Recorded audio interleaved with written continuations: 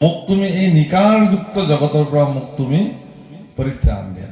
মই এই গৰ্ভ বিষ্ঠা মূত্ৰ শোণিতেৰে লিপিত খাই আছো, চামৰাৰে বেৰি আছে, ইয়াতে মই এনেকে কুক্ষিত মানে এটা পিঞ্জৰাবদ্ধ চৰাইৰ নিচিনাকে মই থাকিবলগীয়া হৈছে। এতেকে মই ইয়াৰ পৰা মোক তুমি মুক্ত কৰা। আৰু ভগৱানে এদিন প্ৰসূতি বায়ুৰ কৃপা তেওঁক মুক্ত কৰি দিয়ে, পশ্চাদমুখী ঠেলি মাকৰ গৰ্ভৰ পৰা ভূমিষ্ঠ কৰে। সুখদেৱ ইয়াৰ ব্যতিক্ৰম আছে। সুখদেৱে ক'লে যে হে ভগৱান, মই কিন্তু নাযাওঁ ইয়াৰ পৰা, মোৰ ইয়াতে ভালে আছো। কিহৰ কাৰণে? যে অন্তত মই গৰ্ভত থাকি পেলাই তোমাক চিন্তন কৰিবৰ পৰা সামৰ্থ্য বৰ্তমান আছে মোৰ, কিন্তু মই ভূমিষ্ঠ হোৱাৰ লগে লগে যদি মায়াৰ আচ্ছাদনত পৰি যাওঁ, তেতিয়াহ'লে মই যদি তোমাক বুজিবলৈ পাহৰি যাওঁ, গতিকে মই নাযাওঁ। ভগৱানে কৈছে না, এইটো প্ৰকৃতিৰ নীতি বিৰুদ্ধ কথা হ'ব,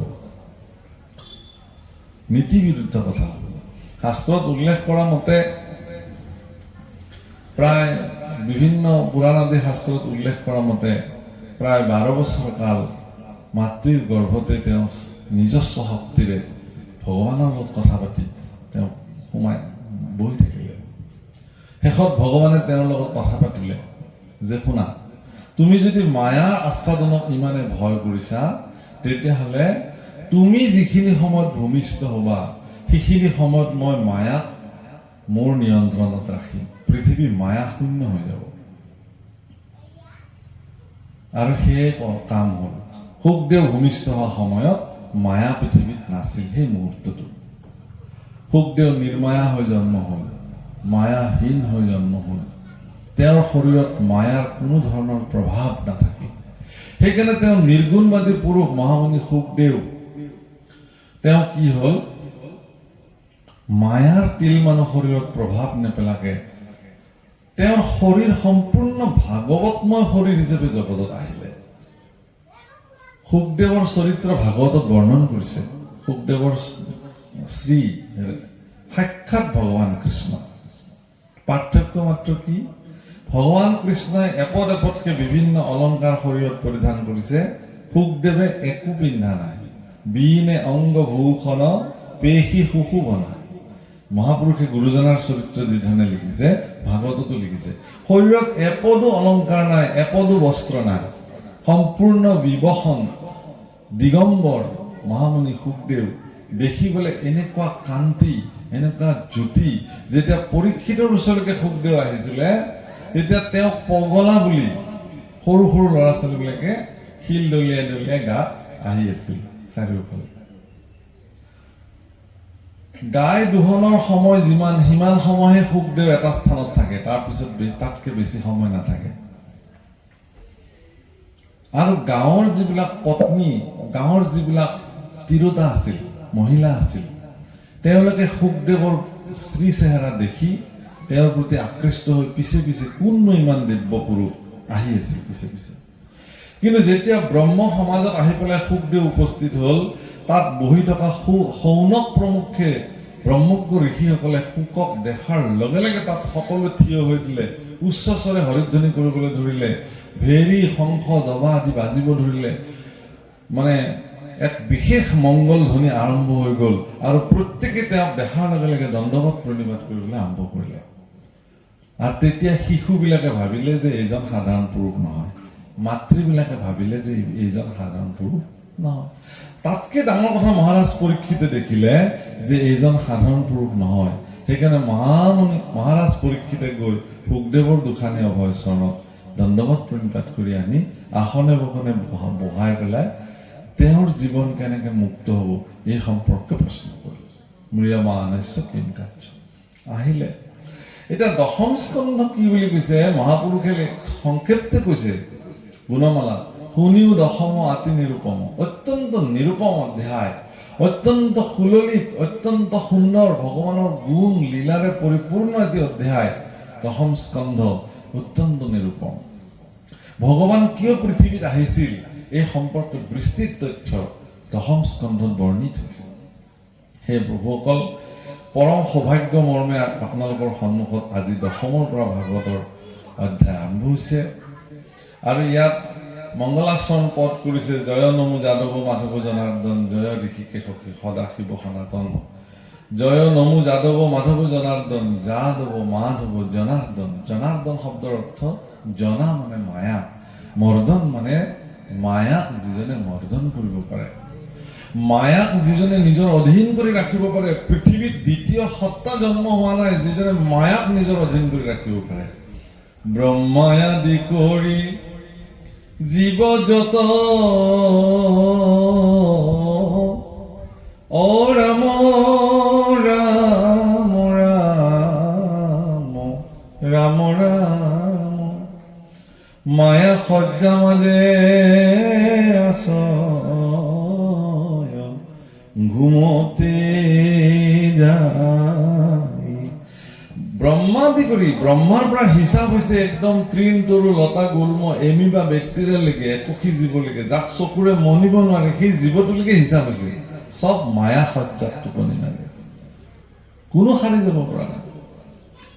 কেৱল মায়াৰ প্ৰভাৱৰ পৰা মুক্ত হৈ মায়াধীশ্বৰ হিচাপে জগতত নিবাস কৰিছে ভগৱান কৃষ্ণ একমাত্ৰ। তেওঁ মায়াধীশ্বৰ আৰু আমিবিলাক মায়াধীন। মায়াই যি কৈছে আমি তাকেই চলিছো। মায়াই মাধুৰী পায়, আনন্দৰ সীমা নাই, এৰাইতে নপাৰে সিদ্ধি। মায়াৰ মাধুৰীত পৰি আটাইতকৈ ডাঙৰ অসুবিধাটো আমাৰ কি হৈছে জানে প্ৰভুসকল? আমাৰ বিলাকৰ মতিভ্ৰম হৈছে, ভ্ৰম হৈছে।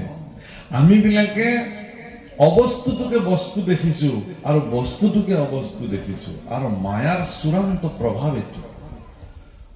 অবস্তুক দেখা অন্ত, বস্তুক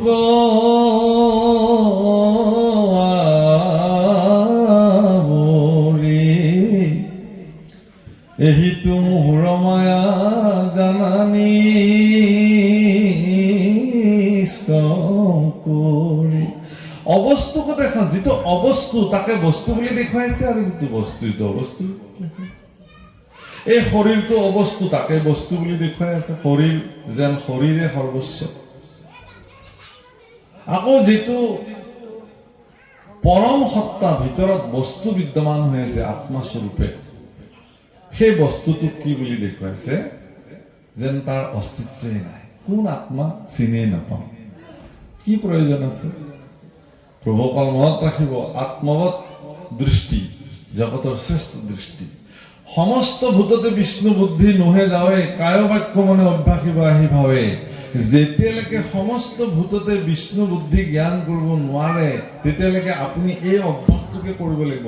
এই অভ্যাসত সিদ্ধ যিদিনাখনলৈকে নহয়, সিদিনাখনলৈকে আপোনাক ভক্তি কৰাৰ যোগ্যতা হোৱা নাই বুলি শাস্ত্ৰই সিদ্ধান্ত দি থৈ দিছে। আপুনি ভজিবই নোৱাৰে। আপুনি যিমান চাকি জ্বলাওক, যিমান নাম গাওক, যিমান শৰাই অৰ্চনা কৰক, জ্বলে নাযাওক কিয়, সমস্ত ভূতত কৃষ্ণ বুদ্ধি বিষ্ণু বুদ্ধি বাসুদেৱময় যেতিয়ালৈকে নাহে, তেতিয়ালৈকে আপুনি ঈশ্বৰ ভজনৰ যোগ্য প্ৰাপ্তি হোৱা নাই বুলি আপোনাক শাস্ত্ৰই জনাইছে। তেতিয়াহ'লে কি কৰিব?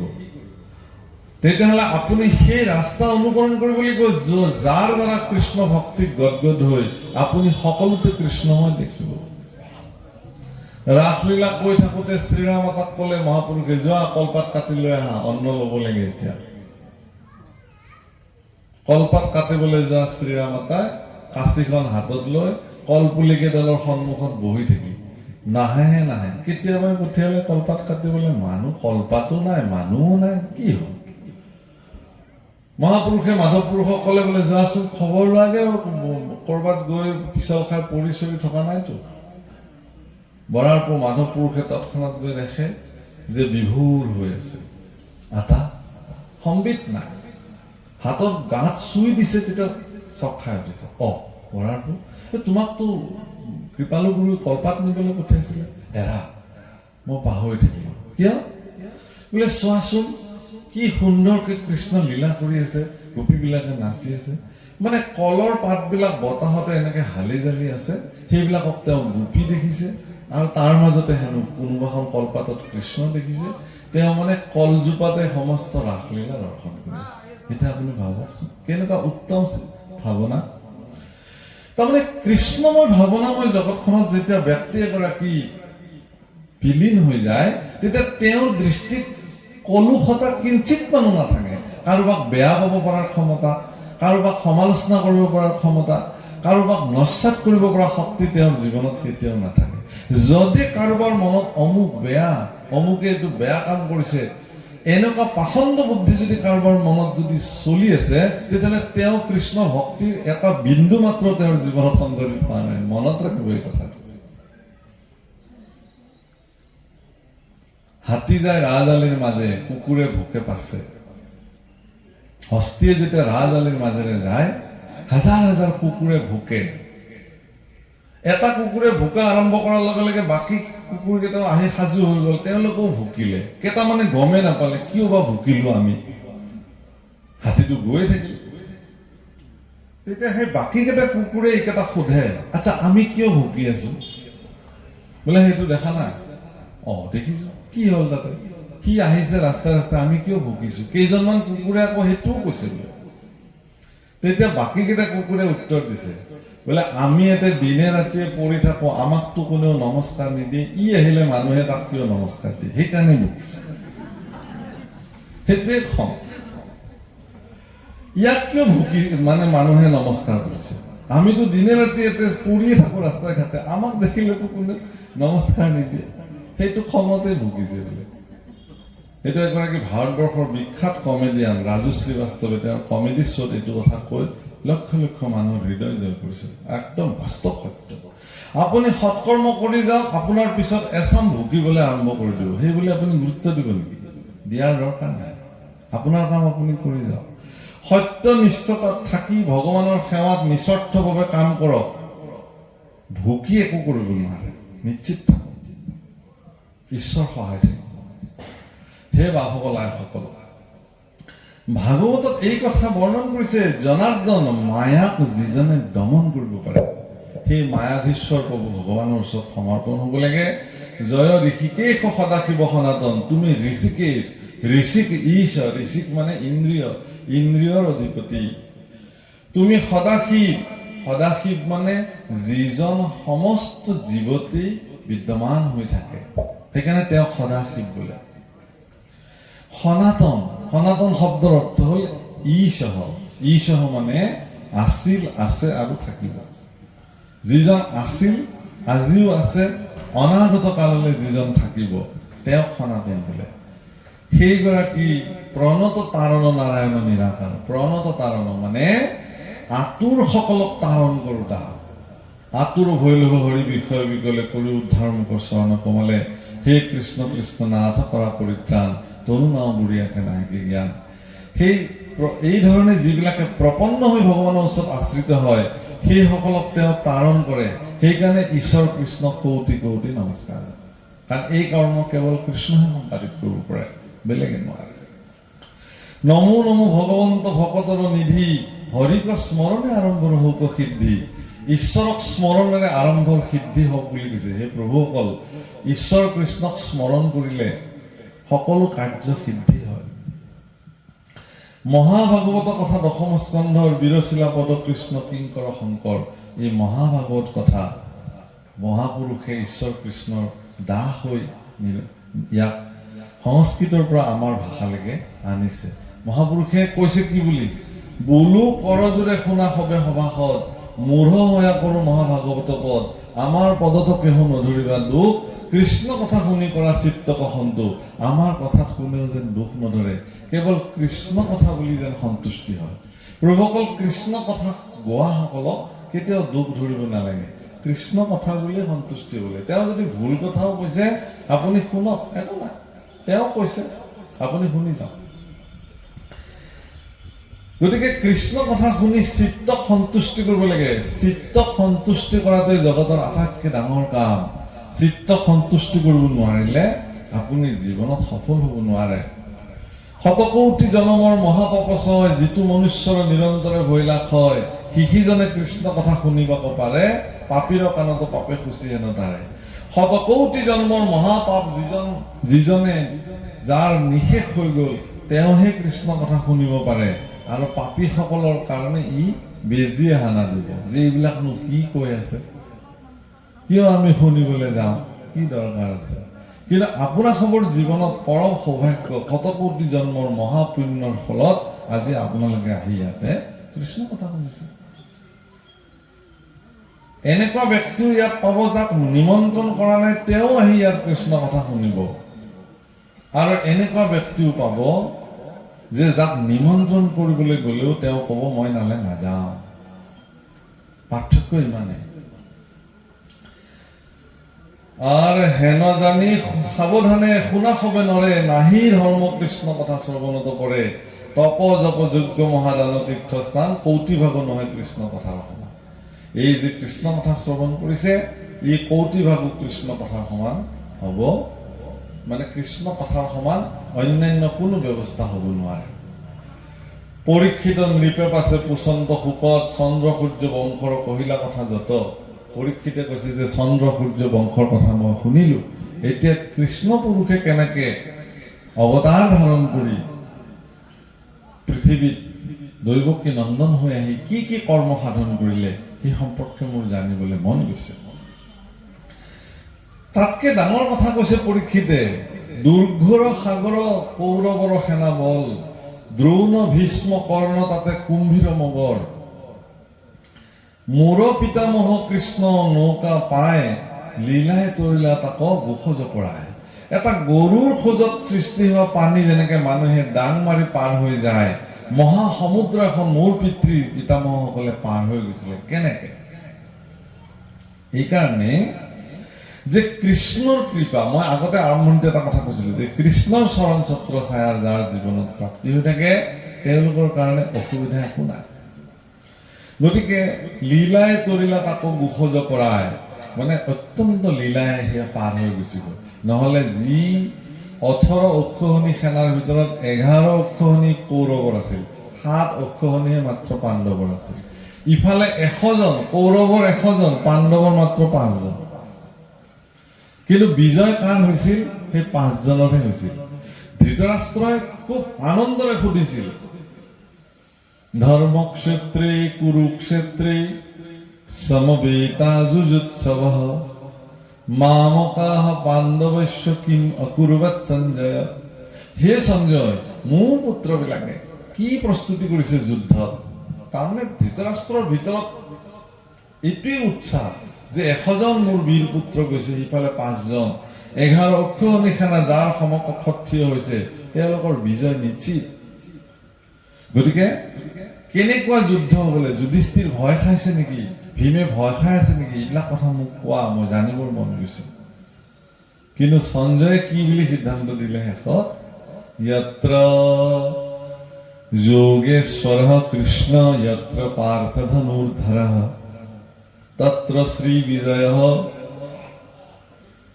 য'ত যোগেশ্বৰ কৃষ্ণ বিদ্যমান হৈ আছে, হে মহাৰাজ ধৃতৰাষ্ট্ৰ শুনা, য'ত পৰম যোগেশ্বৰ পৰমাত্মা কৃষ্ণ বিদ্যমান হৈ আছে, য'ত পৰম তপস্বী ধনুধৰ অৰ্জুন বিদ্যমান হৈ আছে, তাতেহে বিজয় নিশ্চিত। তোমাৰ পুত্ৰই বিজয় লাভ কৰিব নোৱাৰে, কাৰণ তোমাৰ পুত্ৰৰ পক্ষত কৃষ্ণ নাই। হ'ব পাৰে তেওঁলোক সংখ্যাত কম, কৌৰৱৰ সংখ্যা হ'ব পাৰে বেছি, কিন্তু কাম নাই। কৃষ্ণ য'ত বিদ্যমান, সত্য য'ত বিদ্যমান, পৰমাত্মা য'ত বিদ্যমান, তাতেহে জয় নিশ্চিত। এইটো কথা মনত ৰাখা। সঞ্জয়ে কিয় সিদ্ধান্ত দিব পাৰিছিল? মহৰ্ষি বেদব্যাসে সঞ্জয়ক দিব্য দৃষ্টি প্ৰদান কৰিছিল। সেই দিব্য দৃষ্টিৰ বলত সঞ্জয়ে দেখিছিল যে বিজয় কাৰ হ'বলৈ গৈ আছে। আপোনালোকৰো যিদিনাখন ঈশ্বৰৰ কৃপাত দিব্য দৃষ্টি সম্পন্ন হ'ব, আপোনালোকে সিদিনাখন গম পাই যাব যে জগতখন কি আচলতে। অৰ্জুনক ভগৱান কৃষ্ণই বাৰে বাৰে গাণ্ডীপ ধৰিবৰ কাৰণে কৈছিল। কিহৰ কাৰণে কৈছিল? যে তুমি গাণ্ডীপ ধৰিবই লাগিব। কিহৰ কাৰণে? অন্যায়ৰ বিৰুদ্ধে তুমি সৰব হ'বই লাগিব, অত্যাচাৰৰ বিৰুদ্ধে তুমি যুঁজিবই লাগিব, অসুৰৰ বিৰুদ্ধে তুমি যুঁজিবই লাগিব। অৰ্জুনে কৈছিল যে এইবিলাক মোৰ ভাই, ইষ্ট, কুটুম্ব, বন্ধু, এইবিলাকক মাৰি পেলাই মইনো কেনেকে ৰজা হম? তাতকে মই ভিক্ষা খুজি খোৱাই ভাল। কৃষ্ণ পুৰুষে কৈছিল, স্বধৰ্মী নিধনং শ্ৰেয়ঃ পৰো ধৰ্ম ভয়াৱহ। নিজৰ ধৰ্মত থাকি মৃত্যু হোৱাই ভাল, তথাপি আনৰ ধৰ্ম গ্ৰহণ কৰাটো মৃত্যু সম। কিহৰ কাৰণে? যে তোমাৰ ধৰ্ম, তুমি ক্ষত্ৰিয়, যুদ্ধ কৰাটো তোমাৰ ধৰ্ম, ভিক্ষা কৰাটো তোমাৰ ধৰ্ম নহয়, তুমি বাহুবলী, তুমি পৰাক্ৰমী, যুঁজি যুঁজি মৰি যোৱা, তুমি বীৰগতি প্ৰাপ্ত, লোকে তোমাক সন্মান কৰিব। কিন্তু যুদ্ধ ক্ষেত্ৰৰ পৰা তুমি যদি আজি যুদ্ধ নকৰাকে পলায়ন কৰা, তেতিয়াহ'লে তোমাক কিন্তু মানুহে ভীৰু কাপুৰুষ বুলি ক'ব। প্ৰভুসকল, আমাক সকলোৱে শিকালে কেৱল কি অহিংসা পৰমো ধৰ্ম, বাছ শেষৰ লাইনটো কিন্তু কোৱা নাই, ধৰ্ম হিংসা তথৈব চ, অহিংসা পৰম ধৰ্ম হয়, কিন্তু ধৰ্ম ৰক্ষা কৰিবৰ কাৰণে যদি হিংসাও কৰিব লাগে, হাতত অস্ত্ৰও তুলি ল'ব লাগে, তাৰ কাৰণে আপুনি কুণ্ঠাবোধ কৰিবলগীয়া নাই। সেইকাৰণে কৈছিল যে কি ধৰ্মৰ কথা কৈছা তুমি, কাক ধাৰ্মিক বুলি কৈছা? পিতামহ ভীষ্ম, যিজনে পৰম সত্যক জানিও অন্যায়ৰ পক্ষত থিয় হৈ সেনাপতিত্ব গ্ৰহণ কৰিছে, এইটো কি ধৰ্ম নেকি? তেওঁ কাৰ ধৰ্মৰ কথা কৈছা? ধৃতৰাষ্ট্ৰ, যিজনে ভীমক লাৰুৰ ভিতৰত বিষ মিলাই দি পেলাই বিষ খুৱাই মাৰিব খুজিছিল, এইটো সন্ত্ৰাসবাদী বুলি কয়, যিবিলাকে খাদ্যত বিষ দিয়ে। দুৰ্যোধন দুঃশাসনক তুমি ভাতৃ বুলি কৈছা, তোমালোক 5জন ভায়েকে মাতৃৰ সৈতে যৌতুক গৃহ সাজি বাহিৰৰ পৰা দৰ্জা বন্ধ কৰি জুই জ্বলাই একে ৰাতিতে মাৰি পেলাব খুজিছিলে। সেইসকল ধাৰ্মিক নেকি তোমালোকৰ পত্নীক ৰাজসভালৈ উলংগ কৰি টানি নি পেলাই কাপোৰ টানি টানি উলংগ কৰিব খুজিছিল? এইবিলাক ধাৰ্মিক নেকি? কাক ধৰ্ম শিকাইছা তুমি অৰ্জুন? অন্যায়ৰ পক্ষত যদি কোনোবা থিয় হয়, তাৰ বিপক্ষে মাত মাতিবৰ কাৰণে সজ্জনসকল কোনো কাৰণতে কুণ্ঠাবোধ কৰিব নালাগে। দুষ্টক দমন কৰিবই লাগিব, অসন্তক দমন কৰিবই লাগিব, দুৰাচাৰী পাষণ্ডক উচিত শিক্ষা দিবই লাগিব। সজ্জনসকলৰ এইটো নীতি হ'ব লাগিব। অৰ্জুনক ক'লে, অৰ্জুন প্ৰস্তুত হৈ গ'ল, যুদ্ধ কৰিলে, আৰু যুদ্ধত শ্ৰী বিজয় পাণ্ডৱৰে হ'ল। সেইকাৰণে ইয়াতে কৈছে যে মোৰ পিতৃ পিতামহ, অৰ্থাৎ আজি যিজন বহি আছে কৃষ্ণ কথা শুনিবৰ কাৰণে, যাৰ নাম পৰীক্ষিত, পৰীক্ষিত হ'ল উত্তৰাৰ পুত্ৰ, অভিমন্যুৰ পুত্ৰ, অভিমন্যু অৰ্জুনৰ পুত্ৰ, সুভদ্ৰাৰ পুত্ৰ, অৰ্জুন পঞ্চপাণ্ডৱৰ অন্যতম। অৰ্থাৎ সেইকাৰণে কৈছে যে মোৰ পিতৃ পিতামহসকল কেনেকে এইখন কুৰু সমুদ্ৰত যুদ্ধ হ'ল, জয়ী হ'ল, সেইটো মোক লাগে। প্ৰভুসকল, আপুনি মই চব কুৰুক্ষেত্ৰতে আছো। এই সংসাৰখনে এখন কুৰুক্ষেত্ৰ। ইয়াত আপুনি গতি কৰিছে, ইয়াত আপোনাক বাধা দিবৰ কাৰণে সহস্ৰজন ওলাব, কিন্তু কৃষ্ণ যদি সহায় আছে, আপোনাক বাধা দিব কোনেও নোৱাৰে। ভগৱানৰ ওচৰত ভৰসা ৰাখক, ঈশ্বৰৰ ওপৰত বিশ্বাস ৰাখক। কেইদিনমান হয়তো আপুনি কষ্ট পাব, মনো কষ্ট পাব, ৰাতি টোপনি নাহিব, যন্ত্ৰণা পাব, কিন্তু দেখিব যে আগৰ ৰাস্তা ক্লিয়াৰ কৰি দিছে, আপোনাক সুন্দৰ কৰি দিছে, চিন্তা কৰিবলগীয়া নাই। অৰ্জুনক বুজাইছে ভগৱানে। পৰীক্ষিতে শুনিব খুজিছে যে দ্ৰোণ, ভীষ্ম, কৰ্ণ, এই কুম্ভীৰ মগৰবিলাক থাকোঁতে মোৰ পিতৃ পিতামহসকলে কৃষ্ণ নৌকাত কেনেকে কুৰু সমুদ্ৰ পাৰ হৈ গৈছিল, এই কথা মই জানিব খুজিছো। মোৰ দেহা দ্ৰোণী, দ্ৰোণী মানে দ্ৰোণাচাৰ্যৰ পুত্ৰ অশ্বত্থামা। আগতে বাপেক বিলাকৰ মাক বিলাকৰ নামেৰে সন্তান বিলাকক জানিছিল। দ্ৰোণাচাৰ্যৰ পুত্ৰ কাৰণে তেওঁ দ্ৰোণী। তেওঁৰ আচল নাম হ'ল অশ্বত্থামা, যাৰ শিৰোমণিলৈ জন্ম হৈছিল, অৰ্থাৎ অমৰ আছিল তেওঁ। সেই অশ্বত্থামাই এনেকুৱা কৰ্ম কৰিছে ব্ৰাহ্মণৰ পুত্ৰ হোৱাৰ পিছতো। দ্ৰৌপদীৰ পঞ্চপুত্ৰ শুই থাকোঁতে ডিঙিবিলাক কাটি কাটি থৈ গৈছে। ধৰ্মক্ষেত্ৰে কুৰুক্ষেত্ৰে সমবেত যুযুৎসৱ। ধৰ্মক্ষেত্ৰ, কুৰুক্ষেত্ৰখন ধৰ্মক্ষেত্ৰ। কিহৰ কাৰণে? যে ইয়াতে ৰাতিপুৱা সূৰ্য উদয় হলে শংখধ্বনি হ'ব, যুদ্ধ আৰম্ভ হৈ যাব। ঠিক সূৰ্য অস্ত যোৱাৰ লগে লগে পুনৰ শংখধ্বনি হ'ব, যুদ্ধ সমাপ্তি হ'ব। ৰাতি কোনেও যুদ্ধ নকৰে, পিছৰ পৰা কোনেও কাকো অস্ত্ৰ হানিব নোৱাৰে। ৰথীয়ে ৰথীৰ লগত যুদ্ধ কৰিব, হস্তীয়ে হস্তীৰ লগত যুঁজিব, অশ্বাৰোহীয়ে অশ্বাৰোহীৰ লগত যুঁজিব, পদাতিকে পদাতিকৰ লগত যুদ্ধ কৰিব। এজন পদাতিকক দুজন পদাতিকে আক্ৰমণ কৰিব নোৱাৰিব, এজনে এজনকে কৰিব লাগিব। ইমান নীতিৰে চলা এখন যুদ্ধ, সেইকাৰণে ধৰ্মক্ষেত্ৰ বুলি কৈছে। আৰু সন্ধিয়া যেতিয়া সূৰ্যাস্ত হৈ যায়, তেতিয়াহ'লে ইটো শিবিৰৰ মানুহ সিটো শিবিৰত আহে, আহি এই তীৰৰ আঘাতৰ ঘাঁবিলাকত মলম লগাই থৈ যায় যে দাদা মই বৰ বেয়াকে তোমাক অস্ত্ৰ আজি মাৰিছোঁ, হে খুৰা মই তোমাক বেয়াকে কোবাইছিলোঁ, চাওঁ মই অকণমান মালিচ কৰি দি থৈ যাওঁ। এইখন যুদ্ধ কি বুলি ক'ব আপুনি? ইমান নিৰ্বিঘ্নে ইটো শিবিৰৰ মানুহ সিটো শিবিৰত ৰাতি অহা যোৱা কৰে, কোনো বাধা নাই। তেনেকুৱা এটা যুদ্ধৰ পৰিৱেশকো বিনষ্ট কৰিছিল কোনে? অশ্বত্থামাই। শুই থকা অৱস্থাতে পঞ্চপুত্ৰক কাটি থৈ গুচি আহিলে দ্ৰৌপদীৰ পঞ্চপুত্ৰ। দ্ৰৌপদীৰ কথাত ভীমে গৈ খেদি খেদি খেদি খেদি অশ্বত্থামাক হাতে ভৰিয়ে বান্ধি কাছ মাছৰ নিচিনা আনি চোতালত পেলাই দিলে। ধমকে যা, কি কৰিব লাগে দ্ৰৌপদী কোৱা, ডিঙি কাটি দিব লাগে যদি কাটি দিওঁ। দ্ৰৌপদী আহি পেলাই তৎক্ষণাৎ গুৰুপুত্ৰৰ চৰণ স্পৰ্শ কৰি সেৱা কৰিলে, যে গুৰুপুত্ৰ, কাৰণ দ্ৰোণাচাৰ্য তেওঁলোকৰ গুৰু। আহা, মই মাতৃ হিচাপে সন্তানৰ যি মৃত্যুত শোক পাইছো, গুৰু মাতায়ো সেই একেই দুখ পাব। গতিকে গুৰুপুত্ৰক সোনকালে মুকলি কৰি দিব লাগে, এৰি দিব লাগে। যি হৈছে হৈছে, আমিতো হেৰুৱাইছো পুত্ৰ, আৰু এগৰাকী মাতৃয়ে পুত্ৰ হেৰুৱাব নালাগে। তেওঁ ব্ৰাহ্মণ পুত্ৰ, গুৰুপুত্ৰ। ইমান উদাৰ দ্ৰৌপদী, ইমানখিনিৰ পিছতো। আজিৰ দৰে আমাৰ দৰে মানুহ হলে ক'লো হয়, তাক 100টা টুকুৰা কৰি কৰি পিছ কৰি কৰি কাপ মোৰ আগত, মই তেতিয়াহে শান্তি পাওঁ, মোৰ সন্তানক মাৰিছে। কিন্তু দ্ৰৌপদী এইটো কথা কোৱা নাই। ইমানেই ধৰ্মক্ষেত্ৰ। যি নহওক প্ৰভুসকল, সেইকাৰণে ইয়াতে কৈছে, হেন ইষ্টদেৱ মোৰ প্ৰভু দামোদৰ, কহিও শুনিব তানৰ চৰিত্ৰ বিস্তৰ। মই বিস্তৃতভাৱে তেওঁৰ চৰিত্ৰ শুনিব খোজো, কাৰণ তেওঁ মোৰ কৃপাশীল, মোৰ গুৰু, মোৰ ইষ্টদেৱ, মোৰ সকলো তেওঁ। ত্বমেব মাতা চ পিতা ত্বমেব, ত্বমেব বন্ধু চ সখা ত্বমেব, ত্বমেব বিদ্যা দ্ৰবিণম ত্বমেব, ত্বমেব সৰ্বম দেব। কিহেতু বধিলা কৃষ্ণ কংস মাতুলক, পিতৃগৃহ এৰি কেনে গৈলা গোকুলক। মনুষ্য শৰীৰ আছিলন্ত কত মানে, বৃঞ্চি বংশ সহিতে বঞ্চিলা কোনো থানে। প্ৰত্যেক ভাৰ্যাক বিহালন্ত যদুৰায়, কহিও ক মুনি শুনিবাক শ্ৰদ্ধা যায়। মোৰ এইবিলাক কথা জানিবলৈ মন গৈছে। হৰি কথাৰ অমৃত পিয়ন্তে তজু মুখে, নাহি সুধা কৃষ্ণ নবাধা একো দুখে। কৃষ্ণ কথা শুনিলে দুখ নাহে, পিয়াহ নাহে, ভোক নাহে, কেৱল কৃষ্ণ কথা শুনিবলৈ মন যায়।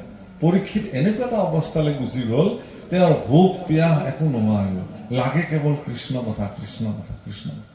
সেই পৰ্যায়লৈ পৰীক্ষিত গুচি গৈছে দশম স্কন্ধ পাওঁতে, নৱম শুনাৰ পিছত। বাৰু যি কি নহওক, ইয়াৰ পিছত শুকদেৱে তেওঁক, ধন্য পৰীক্ষিত, তোমাৰ মতি উত্তম হ'ল, তুমি কৃষ্ণ কথা শুনিব খুজিছা।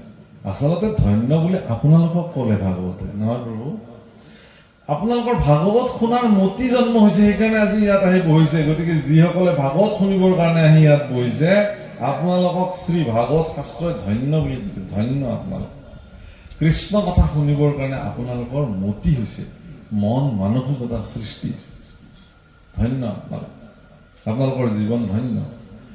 মাধৱৰ কথাত একান্ত ভৈলা চিত, মাধৱৰ কথাত চিত্ত একান্ত হ'ল। কৃষ্ণৰ চৰিত্ৰ শুনিও উৎসুকে, এই বুলি কহিবাক আৰম্ভিলা সুখে। আৰু কি বুলি আৰম্ভ কৰিছে, যে দুষ্ট দুৰাচাৰীসকলে বলৰ দৰ্পত সন্তসকলক বিঘাত কৰিছিল, সন্তসকলক আঘাত কৰিছিল, আঘাতৰ উপৰি আঘাত কৰিছিল।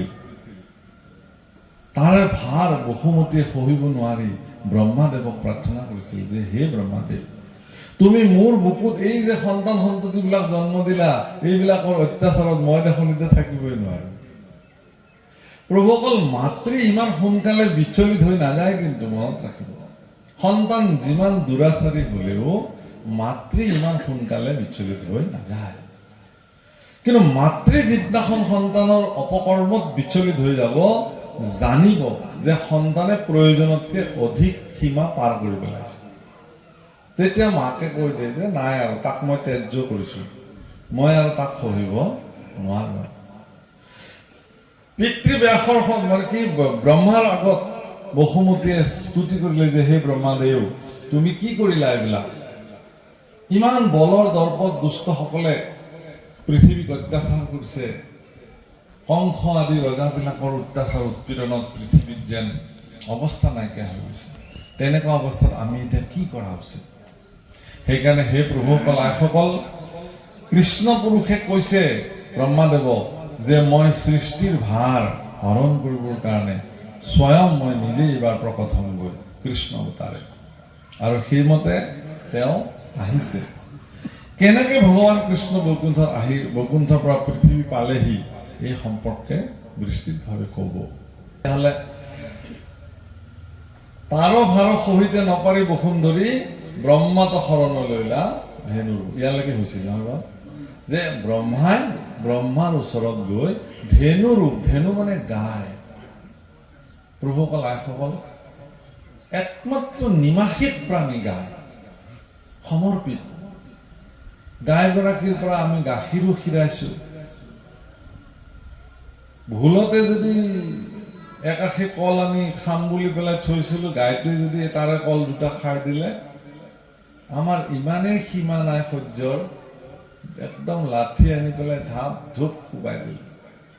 অথচ ৰাতিপুৱাই টানি টানি গোহাৰৰ পৰা গাখীৰখিনি লৈ আহিছো। সেই গাইগৰাকীয়ে যেনিবা দুটা কল খালেই চিঙি পেলাই আশীটোৰ পৰা, খাবলৈ অনা ভোলকেইটাৰ পৰা এটা ভোল পালো কামুৰি খালেই গাইজনী। কিন্তু গাইগৰাকীয়ে অভিমান কৰি পেলাই, মোক কলকেইটা খোৱাৰ কাৰণে তোমালোকে মাৰিলা, কালি মই গাখীৰ এৰিয়ে নিদিওঁ, এনেকে থাকিব পাৰে জানো? নকৰে। ইমানেই নিমাষিক, ইমানেই ইনচেণ্ট, ইমানেই তাৰমানে তেওঁ নম্ৰ, শান্ত, সহনশীল যে পিছদিনাখনে তেওঁ কি কৰিব, আপোনাক আকৌ গাখীৰ দিব। আপুনি যদি গৈ মোৰ গাত হাত বুলাই দিছে, খুব মৰমেৰে আপোনাক আকৌ চেলেকি দিব। ইমান। গতিকে বসুমতীয়ে সেই ধেনু ৰূপ ধৰি, গাই ৰূপ ধৰি ব্ৰহ্মাৰ ওচৰত আশ্ৰয় ল'লে। ইফালে ধৰ্মই বৃষভ ৰূপে বসুমতীৰ ওপৰত হোৱা অত্যাচাৰ কেৱল চাইছে। কাৰণ কলিয়ে ইতিমধ্যে এইবিলাক তেওঁৰ ওপৰত অত্যাচাৰ কৰিবৰ কাৰণে প্ৰস্তুতি আৰম্ভ কৰিছে। বেছিদিন নাই দাপৰৰ সমাপ্তি, তাৰ প্ৰভাৱ আৰম্ভ হৈ গৈছে। গতিকে ব্ৰহ্মাৰ ওচৰত গৈ বসুমতীয়ে আশ্ৰয় লৈছে কৃষ্ণ। ইৰামে তনু ভৈল ক্ষীণ পিৰি লেক গুৰু ভাবে তিনটি আছে মুখ ইয়াতি লুটকৰ ধাৰে আৰামে হুমা হুমি কান্দিলা মনতম হাগে নিবেদিলা দুখ সবে বিধাতাৰ আগে অৰামে পাছে ব্ৰহ্মা দেৱে দুখ দেখি পৃথিৱীৰ এটি দশে সহিতে গৈলা শিৰোদধিতীৰ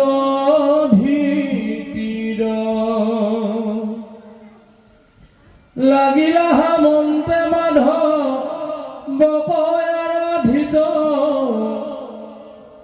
শুনিলা কাশী বাণী ব্ৰহ্মা সমাধিত পাছে ত্ৰিদশক ব্ৰহ্মা বুলিলা বচন